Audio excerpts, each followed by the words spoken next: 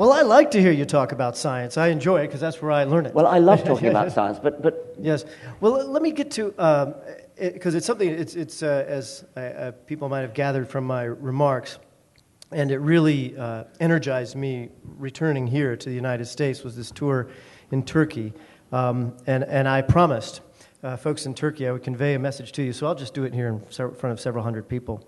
But in Turkey, for those of you who don't know, and I didn't know that much, I studied foreign policy and international relations in college, and I knew Turkey and some basic events. But I wasn't as familiar with the founding of the Turkish Republic. This is a country that's bigger in population than Great Britain, bigger in population than France. And the founder, a man named Atatürk, he wrote about evolution and required it in school. And this is coming from a nation that's 98, 99% Muslim. And because he was such a successful military leader, he had huge, almost George Washington level sway over his society, and he said, we're going to mandate science education and all forms of education. We're going to separate religion from government. We're going to let women, they elected women to public office earlier than many European nations. So this was the founding of the Turkish Republic, now under threat by this kind of Muslim extremist that's moved into the prime ministership. But those people, they set out a plea, and admittedly some of that plea is directly to you because I was talking to scientists in Turkey, was they want help from the international community and the scientific community because they feel like, unlike some of the more so-called Western nations, they are neglected in our media and their struggles are kind of unknown. And I know that you've spoken often of issues of Islam, but is there a message I could carry back? I know the message they want is that you'll go to Turkey, but about that we can carry back to folks who are in these Muslim nations who are really looking for civil liberties and feel under stress.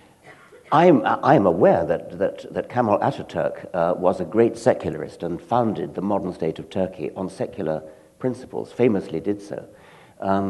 I wasn't aware that he was such an enthusiast for evolution, and I'm very glad to hear that. Modern Turkey has a problem with a particular remarkably prolific and successful author. I'm not going to mention his name, I don't want to advertise it, but he has produced a series of books, creationist books, which are translated into goodness knows how many languages, and they're given away free to biology teachers all over the world in all sorts of different languages.